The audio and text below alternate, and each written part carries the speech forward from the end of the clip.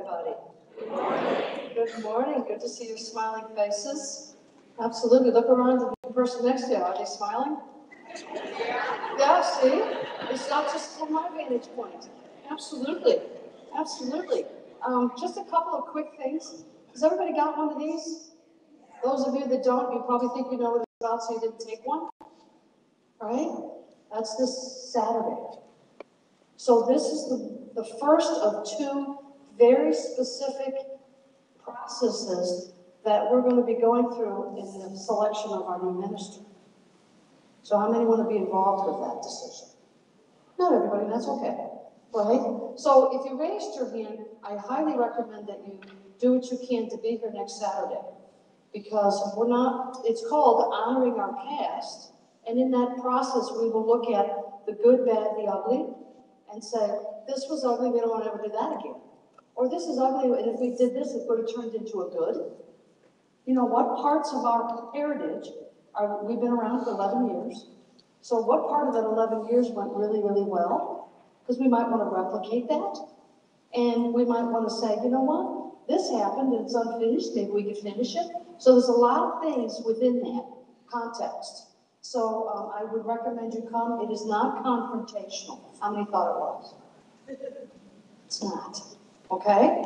So please do what you can. And if you know somebody who has quietly stepped away from coming, you can pick up the phone and invite them so that they have a participatory voice in it. Process the sign-up. We have a sign-up sheet in the community room. We do need to know number of bodies to provide materials.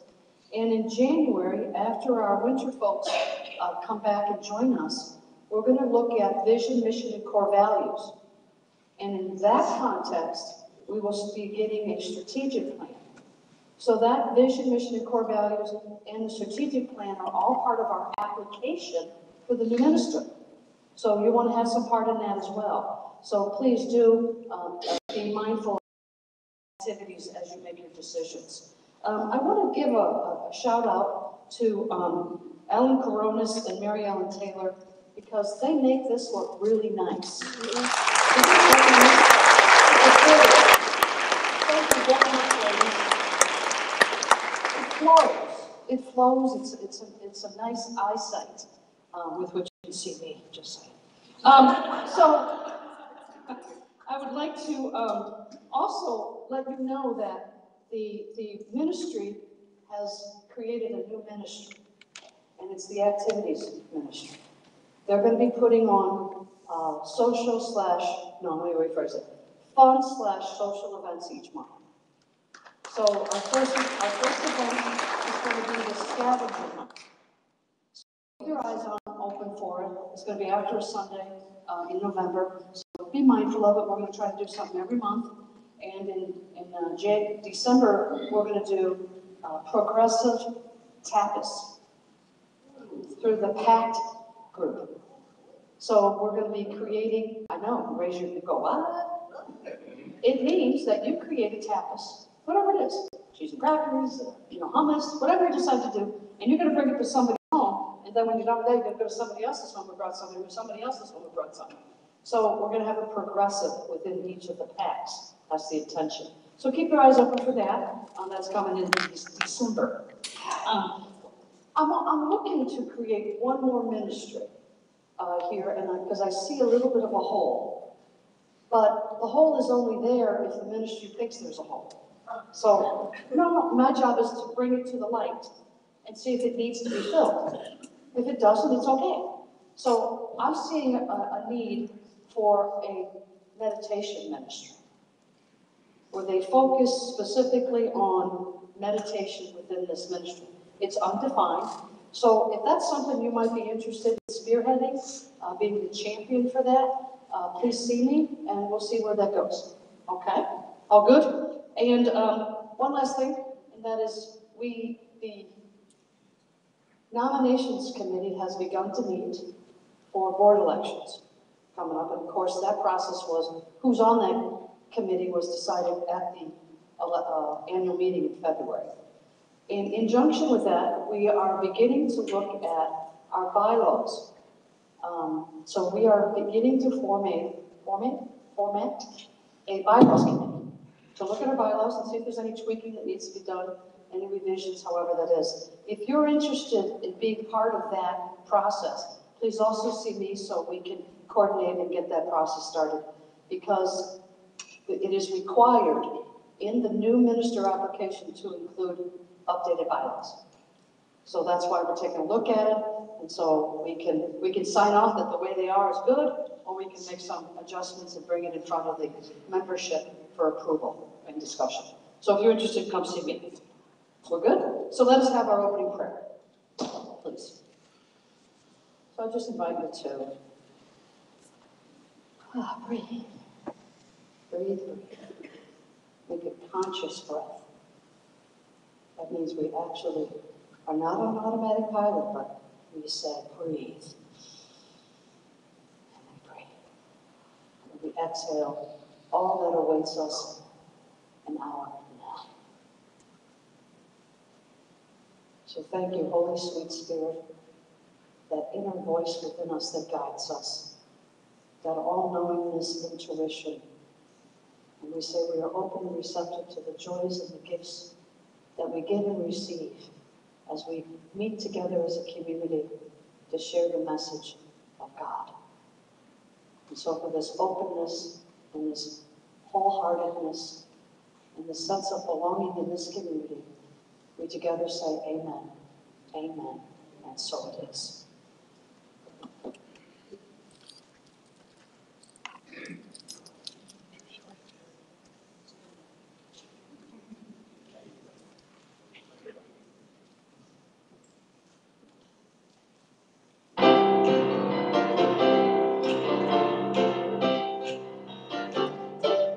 When I was a young girl, I had these dreams, and time didn't matter, or so it seemed. Now I'm still a dreamer, like I was back then. Time keeps screaming, if not now, when?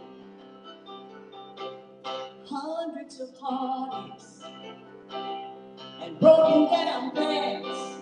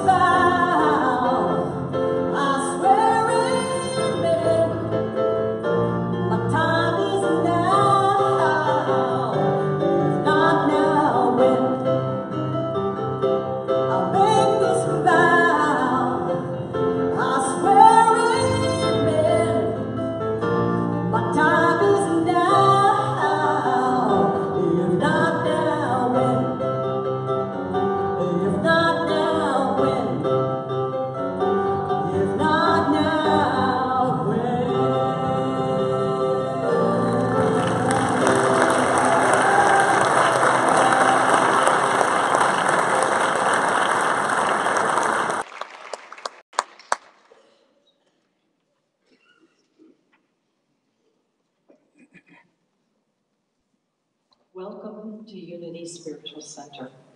My name is Marcia Wolf. We are so glad to be together here in our spiritual home today. This is where we pray together, learn more by way of our classes, share our lives with our social gatherings, and demonstrate our faith through kindness to each other and to our world. We have a few announcements and upcoming events to share with you. Denny Ralston, one of our licensed Unity teachers, has information about one of those now.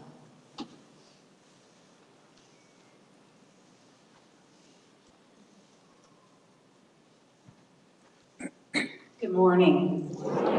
One of the things Reverend Monica mentioned was the ministries that we have in our church.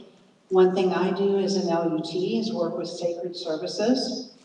I'd like to invite all of you to a really fun event, our very first Blessing of the Animals, or what's known as a pet blessing.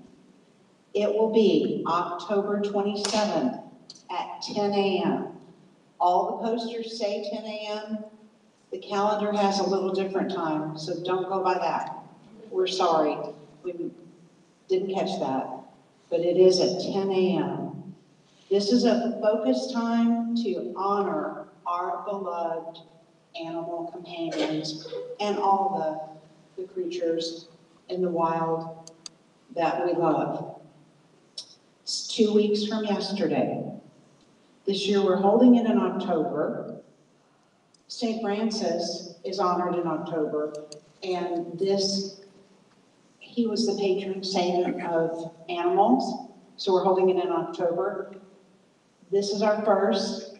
In the future, we're hoping to hold it in February, when we might have more human companions here.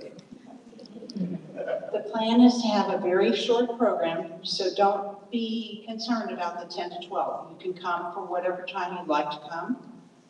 It could be loud, it could be vivacious. I'm thinking we're going to have a lot of fun. We will have certificates, we'll have medals for each of the pets, we'll have lots of water, we'll have lots of treats for whatever pet might show up. We need your help. We need folks to be greeters. We need a photographer. We need to have folks that will help with treats and folks that will help in other ways. We're also going to have an unable to attend and a memorial board. So if you have a beloved pet that has passed on, send me a picture or send a picture here to church. Either bring the picture, 4x6 is the best. We don't need a larger one because we won't have room for it. Or send it by scan on an email. Both of those work. Please let me know if you can help us. I'd be glad to talk to you after the service. Please share this information with any of our snowbirds that you keep in touch with. We want everybody to be able to join in. Saturday, October 27th, 10 a.m. I think we'll see a lot of the 12 powers there. We're going to see some zeal. We're going to see some power. And I'm betting we'll see some elimination. And I know we'll see a lot of unconditional love. Thank you.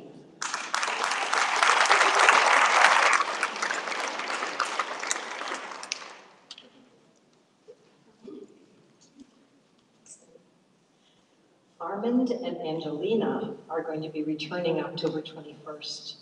They're going to be doing an uplifting Sunday service for us. Those of you who have been here before will recall their very joy-filled music. They will also hold a flute workshop after service. So try it and watch how your musical talent will come alive. We're having another spaghetti dinner Friday, October 26th from 4 to 6, and it's to fund our scholarship program. Please purchase your tickets after service, come for a good meal, and a chance to support our current recipients, Dylan Kendall and Seth Farris, and next year's recipients as well. And Reverend Mo already talked about Hapkaf, honoring our past, creating our future, Saturday, October 20th, 8:30 to 4. Coffee and Danish is going to be available for you at 8:30. The workshop will begin at 9, so please arrive on time. Lunch is going to be provided for you, and a love offering will be taken. Your presence is a day's investment for the future of our church. Please sign up today in the community room so that they can plan for enough food and materials. And now, if you could please stand as we sing, I Am a Radiant Life of God. The words will be on the screen.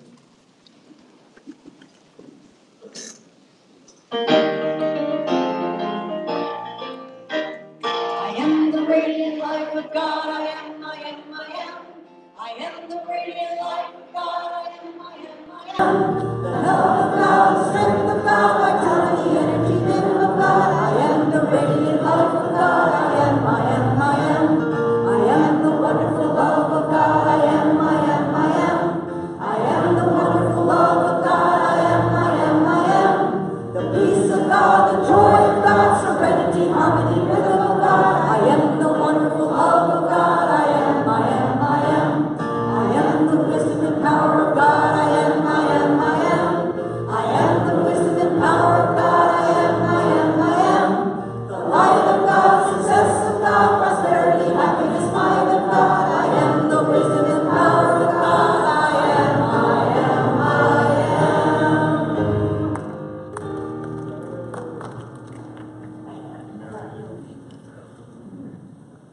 Those in sacred service today are our minister, Reverend Mo Driscoll, myself, platform assistant, prayer chaplain is Rhonda Hall, our song leader and soloist, Donna Fraley, keyboardist Hector Garrido, and the tech team, Tana, Stormy, and Dan. We welcome you all here today. If this is your first time, please wear the name badge that you received at the welcome desk so that we can greet you by name. Welcome volunteers will be happy to help answer any questions you might have. Thank you for joining us, and we hope to see you again. Please now raise your hand if you are new today.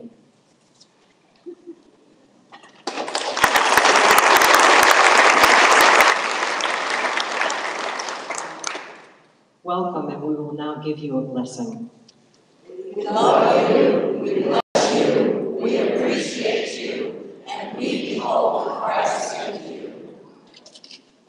We express our love and appreciation of each other through our community greeting. We are a hugging group, but feel free to extend your hand if you prefer a handshake. And after a couple of minutes, Hector will play a tune, and I will ring a chime to ask you to return to your seats.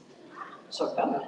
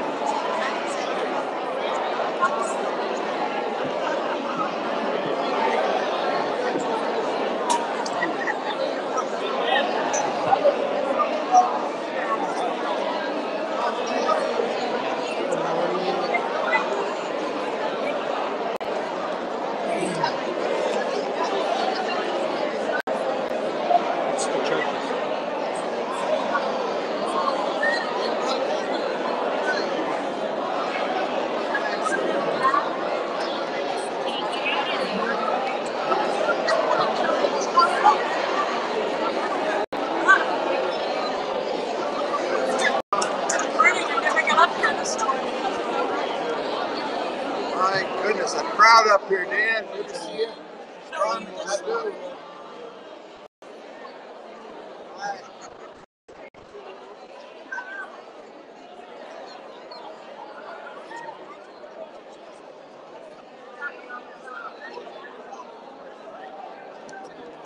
See the pictures? Isn't that adorable?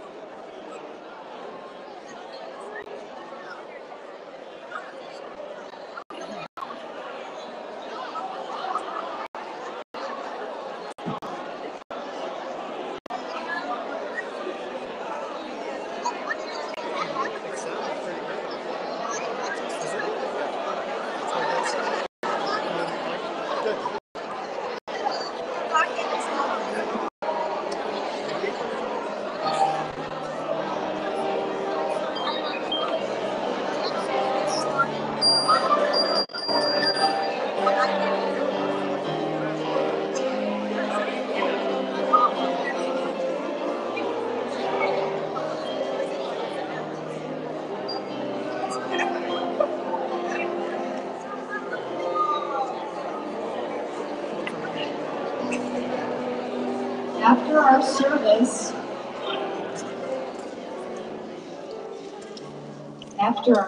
there's plenty of time to enjoy snacks, beverages, and community across the hall in our community room, and we hope that you'll join us then. Our prayer chaplain today is Rhonda Hall.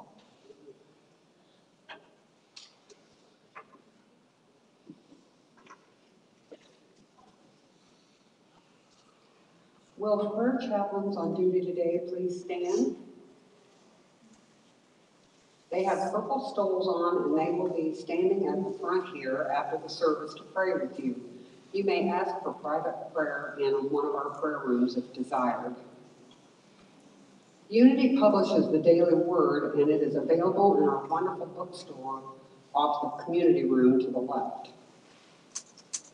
The word today is prosperity. It's based on the scripture from the second book of Corinthians, chapter 9, verse 6. The point is this: the one who sows sparingly will also reap sparingly, and the one who sows bountifully will also reap bountifully.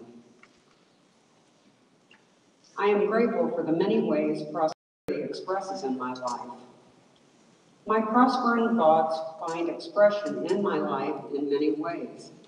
I enjoy an abundance of love, peace, health, and happiness, and I pause regularly each day to appreciate my many blessings. The same blessings express whenever I focus on my creative thinking and my finances. No matter what my ego mind may insist, I know I have nothing to fear. I am one with the divine mind, and fear has no place in my consciousness. I am guided quickly and easily to choices that will lead to financial prosperity in my life. In quiet moments of meditation throughout the day, I appreciate the ways in which my life has prospered now, and I call upon my gratitude to gently dissolve any sense of lack I may perceive. Please join me in saying the affirmation. I am grateful for the many ways prosperity expresses in my life. Unity ascribes to a spiritual power each month. The spiritual power for October is order, which is about the ability to organize, balance, and adjust. Please join me in saying the affirmation. I manifest my life in divine order, my idea and manifestation.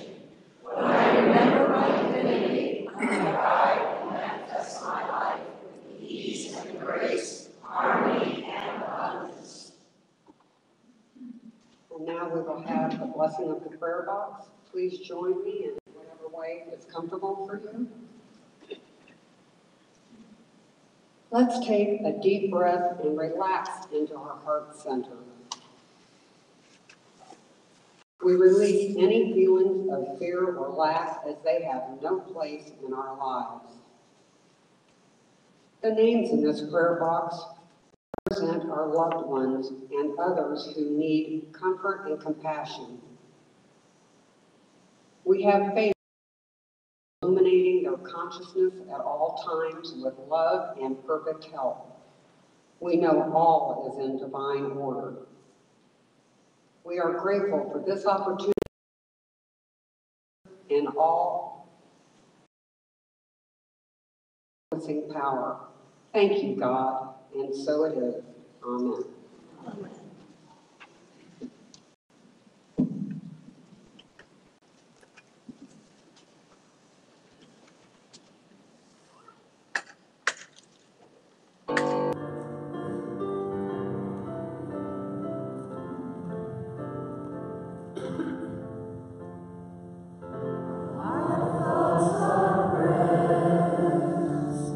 And we are always praying. Our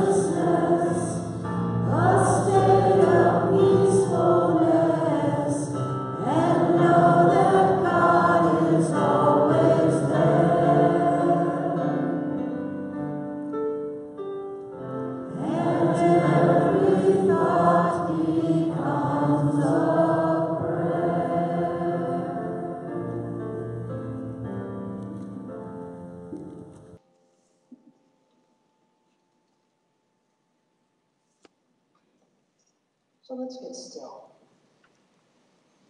Let's just breathe.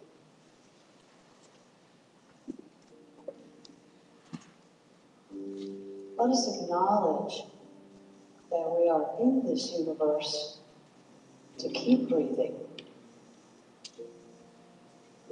and to no longer be in automatic pilot, but rather take a conscious breath.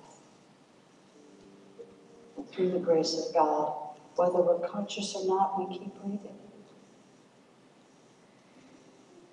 But when we choose to enter the silence, we can allow a conscious breath to infill our being. So we breathe in deep. And we exhale. One more nice deep breath.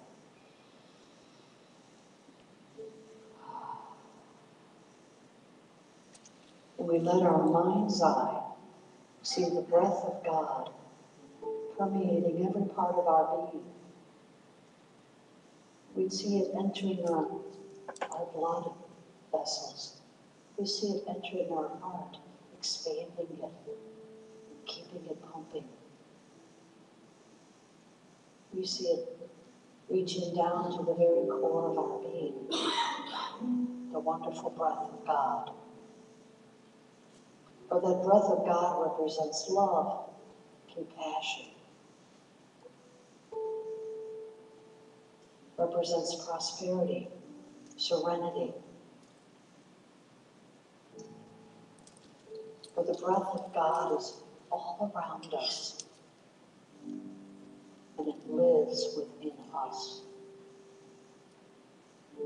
So with every exhale, we let go of what no longer serves us. Concern and worry. And we just breathe. We give ourselves permission to be in this place right now. To quiet our mind and receive through our heart.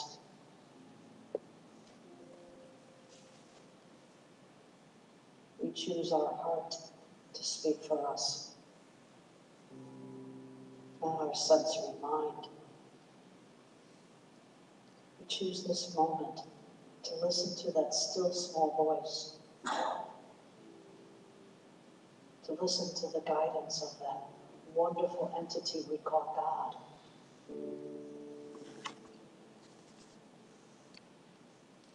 For when our mind kicks in, we take a nice deep breath and let those thoughts out. And we breathe. We quietly affirm to ourselves, I choose to be here to listen to my inner guidance, to that sweet spirit. And we just allow the silence so that we can clearly hear all that God has in store for us.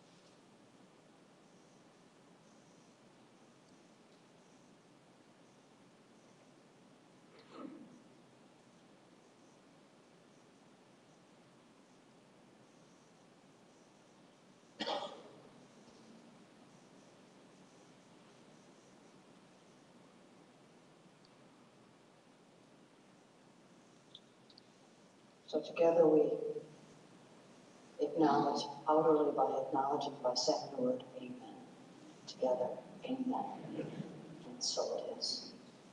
And so it is. Amen.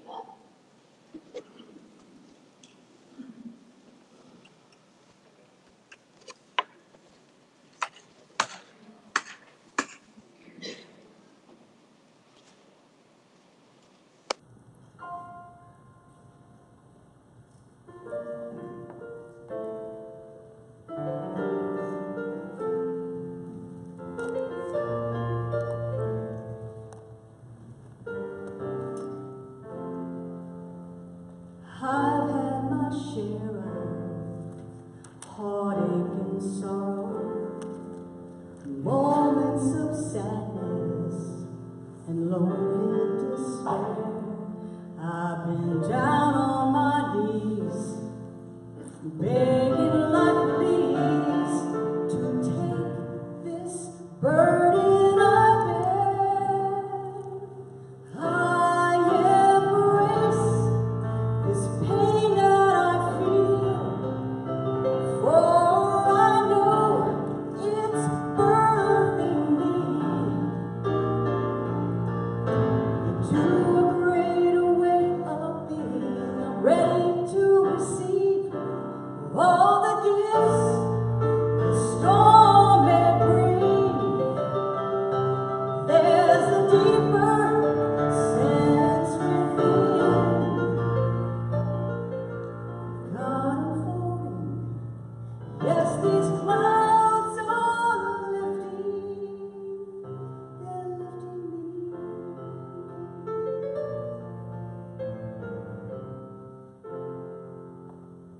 Lord knows I've tried to run from these battles, but each time I circle to where I begin, I can't seem to move on till the learning is done. So teach me the perfection there. I embrace this pain that I feel, for I know it's birthing me to a greater way of being. I'm ready to receive all the gifts the storm may bring. There's a deeper sense within. God unfolding, my light is growing. Yes, these clouds are lifting, they're lifting me. Raise me up to the next glorious mountain. I will love each valley and peak, yeah. There will be a new me for certain. Every step, every turn, my God's waiting there. My greatness is I embrace this pain that I feel, for I know it's birthing me to a greater way of being. I'm ready to receive all the gifts the storm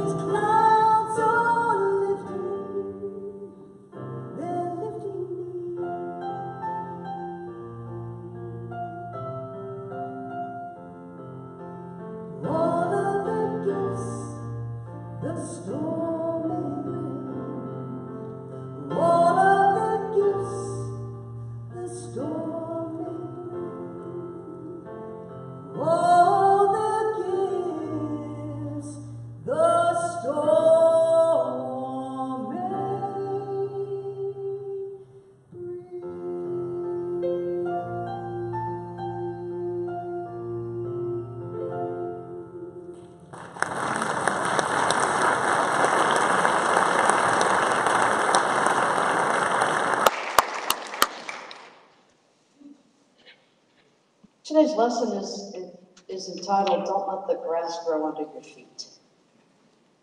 And I chose that lesson because somewhere in all of my notes, when I was unpacking all of my wonderful boxes of nothingness, I found that little saying just sitting there. And I went, oh, what a good talk title. And then I chose the talk title, now you got to come up with the talk, right? So I realized that the Bible figures that meant a lot to me when I thought of that saying was Lot in the Old Testament, in Genesis 19. So I'm going to share with you the story of Lot and his plight. And it comes from Genesis chapter 19. A little long-winded, but not too bad. The two angels came to Sodom in the evening, and Lot was sitting at the gateway of Sodom. When Lot saw them, he rose to meet them and bowed down with his face to the ground. He said, please, my lords, turn aside your servant's house and spend the night and wash your feet, then you can rise early and go on your way. They said, no, we will spend the night in the square. But he urged them strongly, so they turned aside to him and entered his house. And he made them a feast, baked them unleavened bread, and they ate. But before they lay down, the men of the city, the men of Sodom, both young and old, all the people to the last man, surrounded the house, and they called out to Lot, where are the men who come to you tonight? Bring them out to us so that we may know them. Lot went out to the door to the men and shut the door after him and said, I beg you, my brothers, do not act so wickedly. Look, I have two daughters who have not known a man. Let me bring them out to you and do to them as you please. Only do nothing to these men, for they have come under the shelter of my roof. But they replied, stand back. And they said, this fellow came here as an alien, and he would play the judge. Now we will deal worse with you than with them. Then they pressed hard against the man, and Lot came near the door to break it down. But the men inside reached out their hands and brought Lot into the house with them and shut the door. And they were struck with blindness, the men who were at the door of the house, both small and great, so that they were unable to find the door. Then the men said to Lot, have you anyone else here, sons-in-laws, sons, daughters, or anyone you have in the city? Bring them out to this place.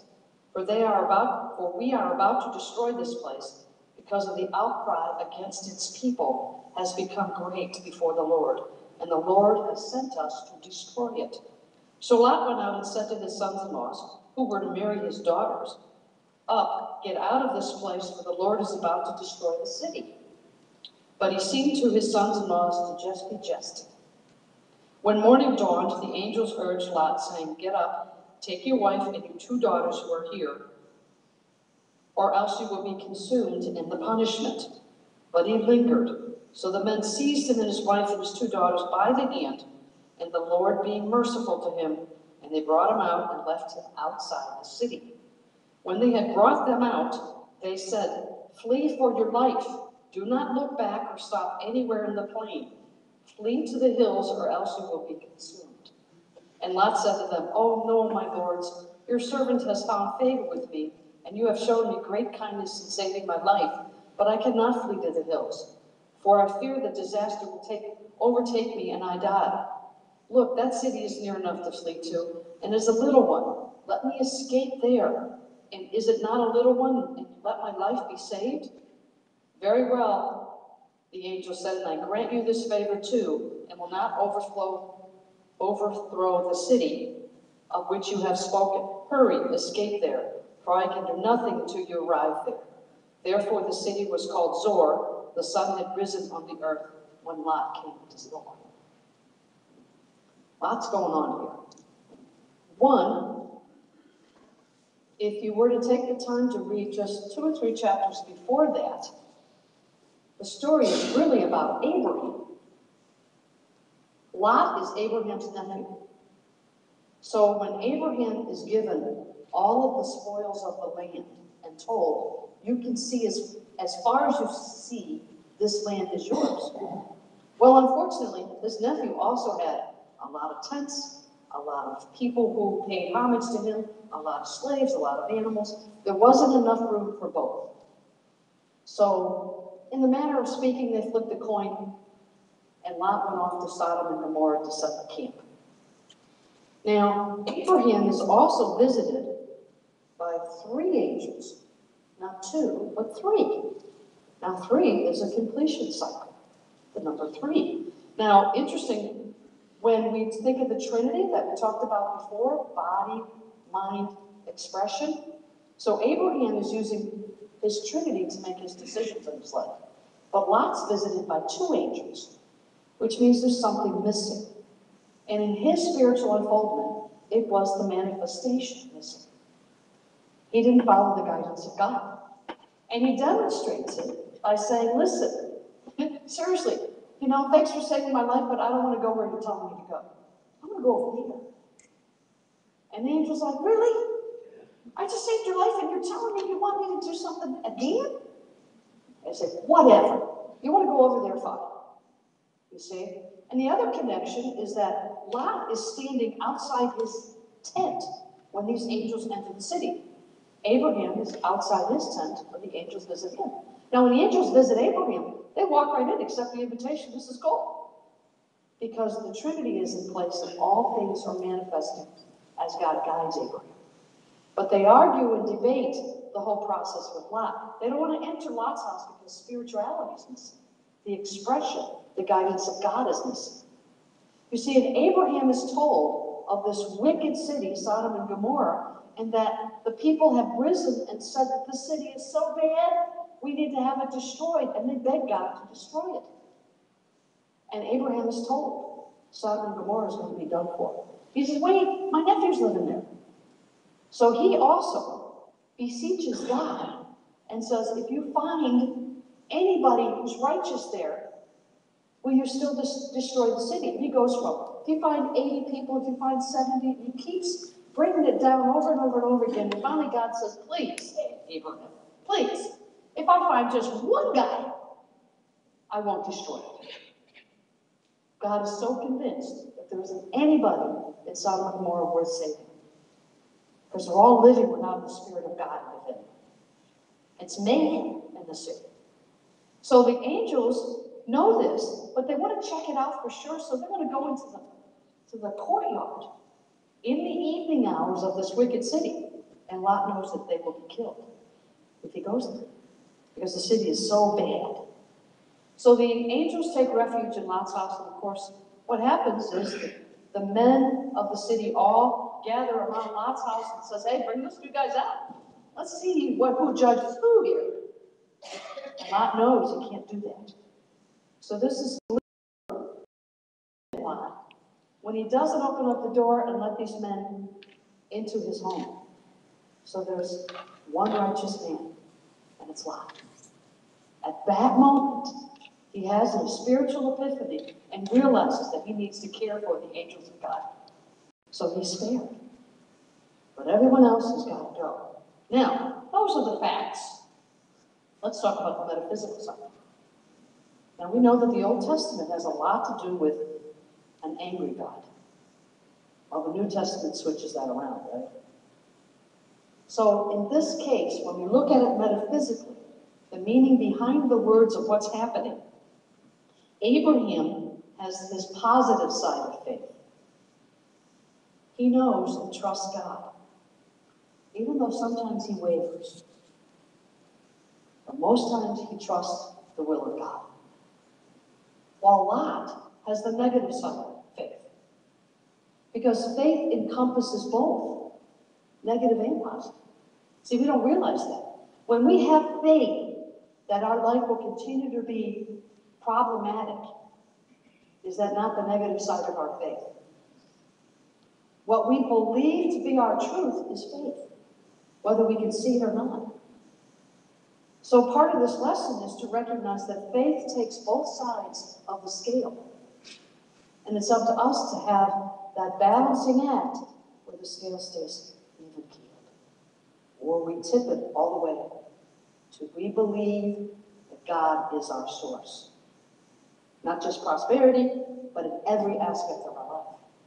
And that scale tips for us, because we have the human element of us, which is what Lot represents.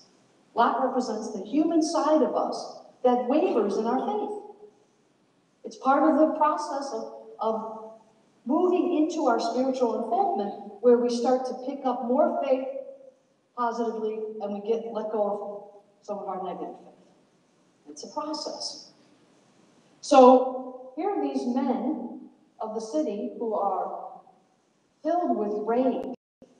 What happens to us as humans is that when we start to realize that we want more positive faith in our life, our negative attributes will start to attack us.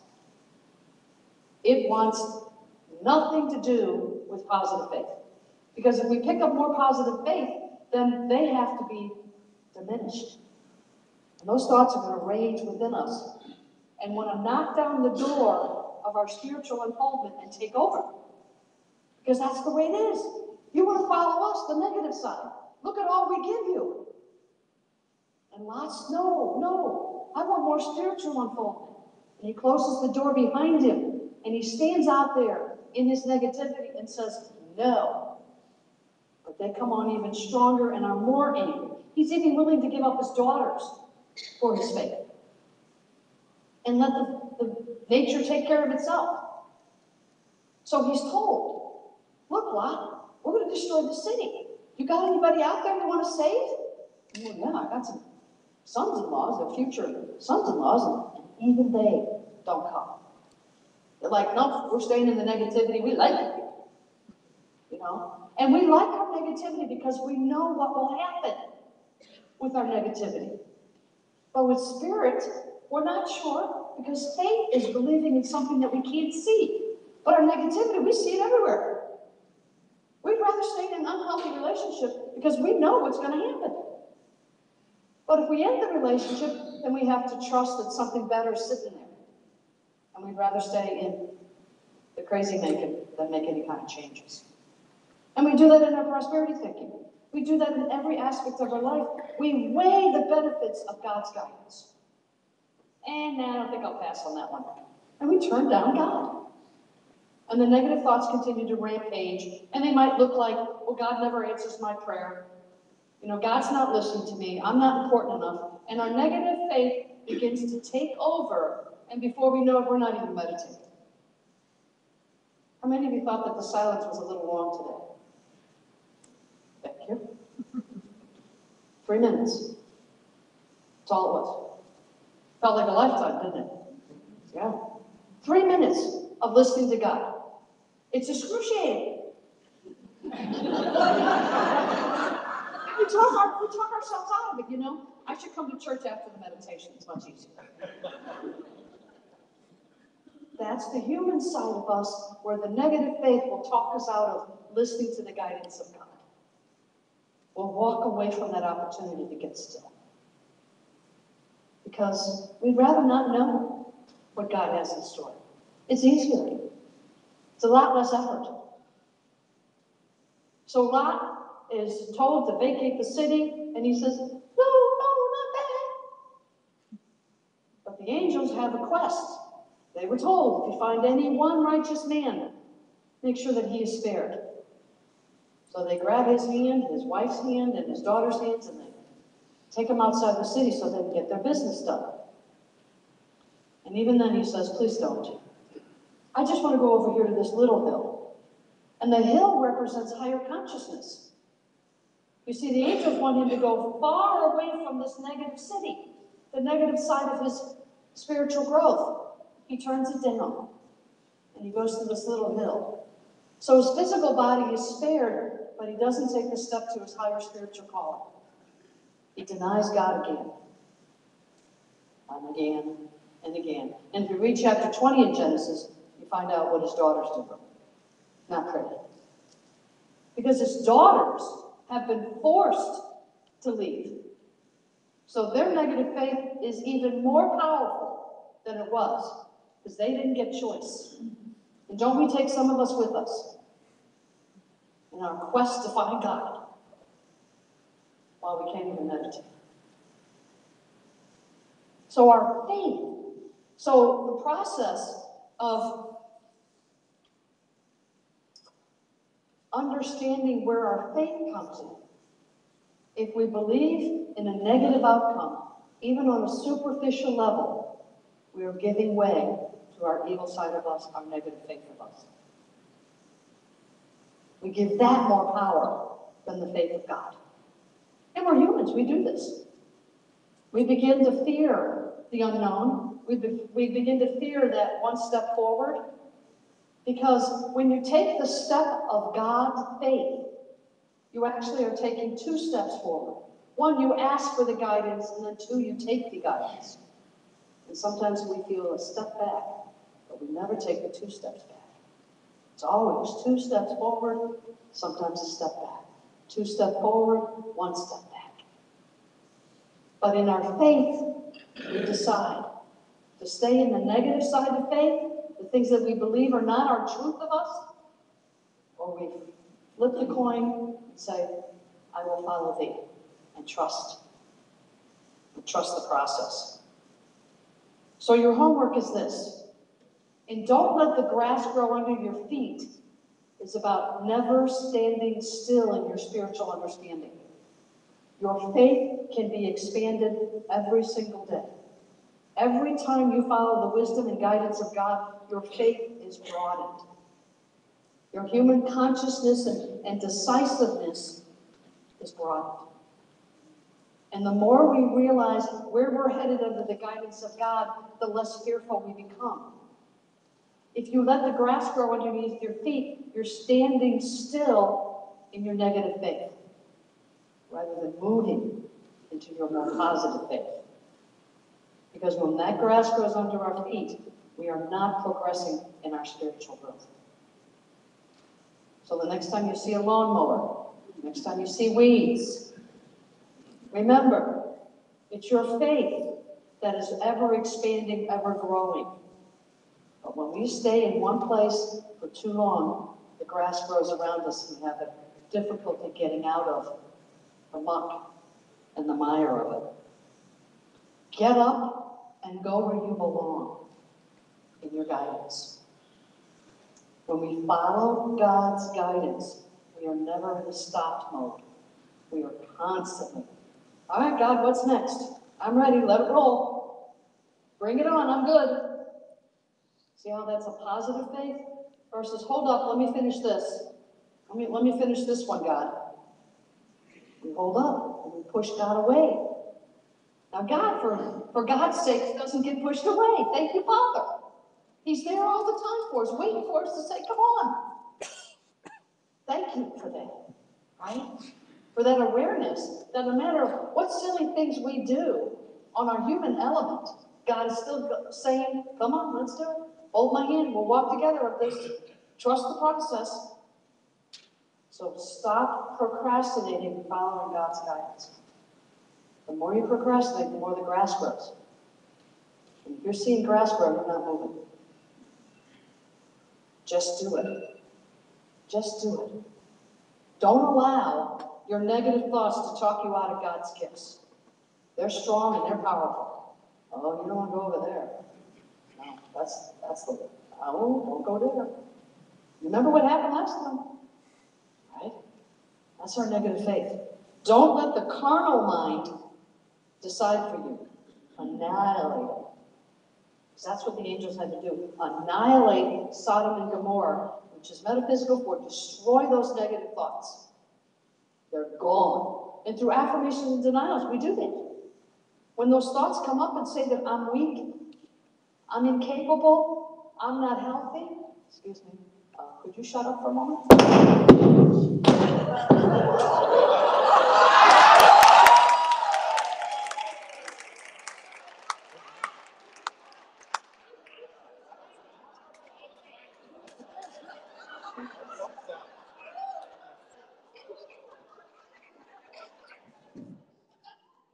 I don't know.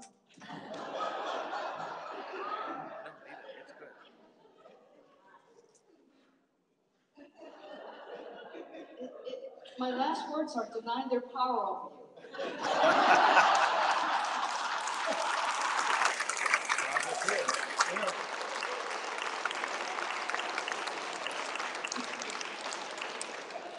We'll end on that note.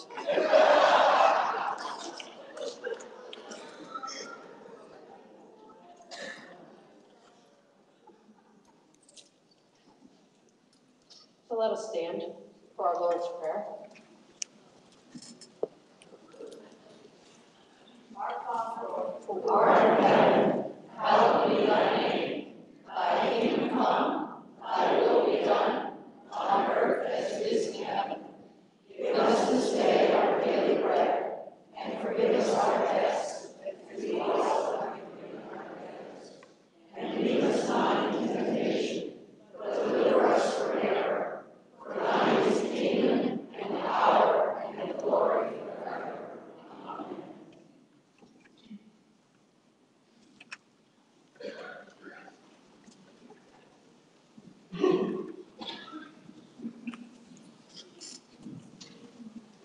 Okay, if you'd like to join me in the offertory prayer when our ushers will come forward.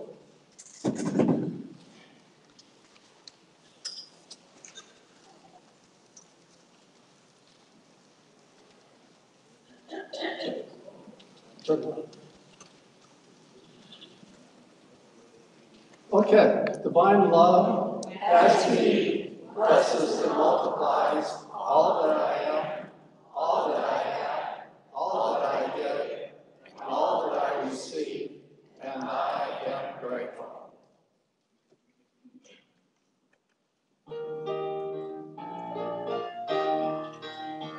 I come to the garden alone, while the dew is still on the roses, and the voice I hear falling on my ear, the Son of God discloses.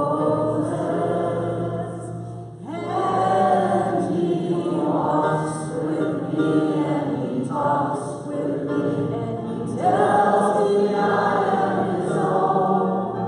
And the joy we share as we tarry there, no other hath ever known. She speaks, and the sound of her voice is so sweet, the birds hush their singing, and the melody that she gave to me within my heart is ringing. And she walks with me, and she talks with me, and she tells me I am her own. And the joy we share as we tarry there, no other has ever known. I stay in the garden with him, though the night around me be falling, but he bids me go through the voice above, his voice to me is calling. And she walks with me, and she talks with me, and she tells me I am her own. And the joy we share as we tarry there, no other has ever known.